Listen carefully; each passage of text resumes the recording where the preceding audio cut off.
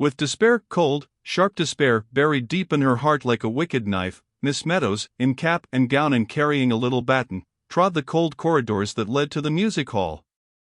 Girls of all ages, rosy from the air, and bubbling over with that gleeful excitement that comes from running to school on a fine autumn morning, hurried, skipped, fluttered by. From the hollow classrooms came a quick drumming of voices, a bell rang, a voice like a bird cried, "Muriel." And then there came from the staircase a tremendous knocking. Someone had dropped her dumbbells. The science mistress stopped Miss Meadows. "Good morning," she cried, in her sweet, affected drawl. "Isn't it cold? It might be winter." Miss Meadows, hugging the knife, stared in hatred at the science mistress. Everything about her was sweet, pale, like honey. You would not have been surprised to see a bee caught in the tangles of that yellow hair. "It is rather sharp," said Miss Meadows, grimly. The other smiled her sugary smile. "You look frozen," said she. Her blue eyes opened wide, there came a mocking light in them. Had she noticed anything? "Oh, not quite as bad as that," said Miss Meadows, and she gave the science mistress, in exchange for her smile, a quick grimace and passed on. Forms 4, 5, and 6 were assembled in the music hall. The noise was deafening. On the platform, by the piano, stood Mary Beasley, Miss Meadows' favorite, who played accompaniments. She was turning the music stool. When she saw Miss Meadows she gave a loud, warning SHSH. Girls, and Miss Meadows, her hands thrust in her sleeves, the baton under her arm, strode down the center aisle, mounted the steps, turned sharply, seized the brass music stand, planted it in front of her, and gave 2 sharp taps with her baton for silence. "Silence, please." Immediately, and, looking at nobody, her glance swept over that sea of colored flannel blouses, with bobbing pink faces and hands, quivering butterfly hair bows, and music books outspread. She knew perfectly well what they were thinking. "Needy is in a wax." Well, let them think it. Her eyelids quivered, she tossed her head, defying them. What could the thoughts of those creatures matter to someone who stood there bleeding to death, pierced to the heart, by such a letter? "I feel more and more strongly that our marriage would be a mistake. Not that I do not love you. I love you as much as it is possible for me to love any woman, but, truth to tell, I have come to the conclusion that I am not a marrying man, and the idea of settling down fills me with nothing but," and the word disgust was scratched out lightly and regret written over the top. "Basil." Miss Meadows stalked over to the piano. And Mary Beasley, who was waiting for this moment, bent forward, her curls fell over her cheeks while she breathed, "Good morning, Miss Meadows," and she motioned towards rather than handed to her mistress a beautiful yellow chrysanthemum. This little ritual of the flower had been gone through for ages and ages, quite a term and a half. It was as much part of the lesson as opening the piano. But this morning, instead of taking it up, instead of tucking it into her belt while she leant over Mary and said, "Thank you, Mary. How very nice." Turn to page 32. What was Mary's horror when Miss Meadows totally ignored the chrysanthemum, made no reply to her greeting, but said in a voice of ice, "Page 14, please, and mark the accents well." Staggering moment. Mary blushed until the tears stood in her eyes, but Miss Meadows was gone back to the music stand. Her voice rang through the music hall. Page 14. We will begin with page 14. A lament. Now, girls, you ought to know it by this time. We shall take it all together, not in parts, all together. And without expression. Sing it, though, quite simply, beating time with the left hand. She raised the baton, she tapped the music stand twice.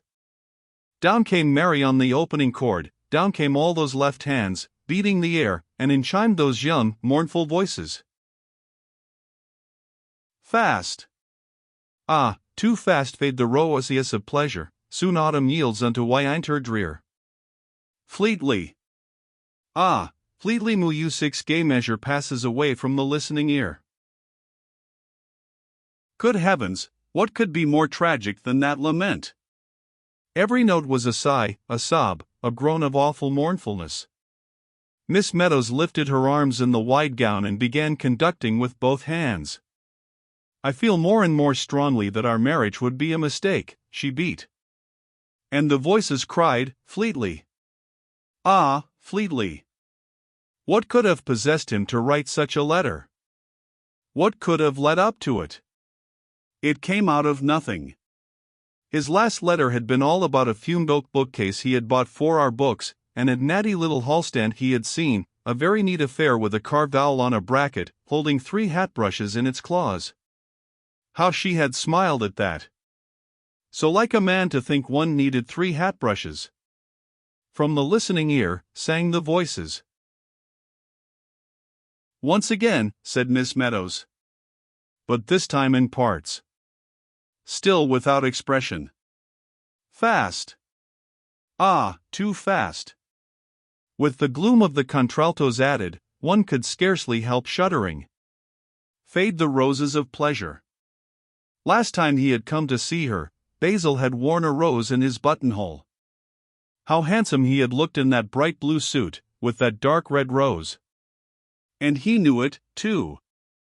He couldn't help knowing it. First he stroked his hair, then his mustache, his teeth gleamed when he smiled. The headmaster's wife keeps on asking me to dinner. It's a perfect nuisance. I never get an evening to myself in that place. But can't you refuse? Oh, well, it doesn't do for a man in my position to be unpopular. Music's gay measure, wailed the voices. The willow trees, outside the high, narrow windows, waved in the wind. They had lost half their leaves. The tiny ones that clung wriggled like fishes caught on a line. I am not a marrying man. The voices were silent, the piano waited. Quite good, said Miss Meadows, but still in such a strange, stony tone that the younger girls began to feel positively frightened. But now that we know it, we shall take it with expression. As much expression as you can put into it. Think of the words, girls. Use your imaginations. Fast. Ah, too fast, cried Miss Meadows. That ought to break out a loud, strong forte, a lament. And then in the second line, winter drear, make the drear sound as if a cold wind were blowing through it. Drear, said she so awfully that Mary Beasley, on the music stool, wriggled her spine. The third line should be one crescendo. Fleetly. Ah, Fleetly music's gay measure. Breaking on the first word of the last line, passes. And then on the word, away, you must begin to die, to fade, until the listening ear is nothing more than a faint whisper. You can slow down as much as you like almost on the last line. Now, please. Again the 2 light taps, she lifted her arms again. Fast. Ah, too fast. And the idea of settling down fills me with nothing but disgust. Disgust was what he had written. That was as good as to say their engagement was definitely broken off. Broken off. Their engagement.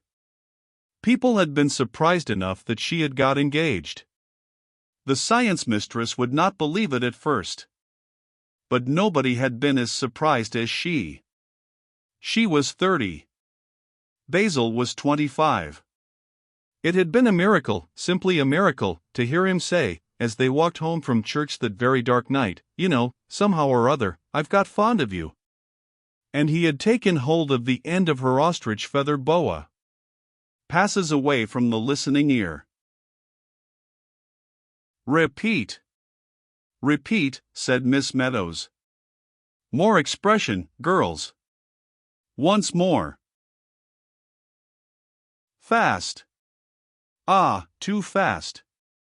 The older girls were crimson, some of the younger ones began to cry.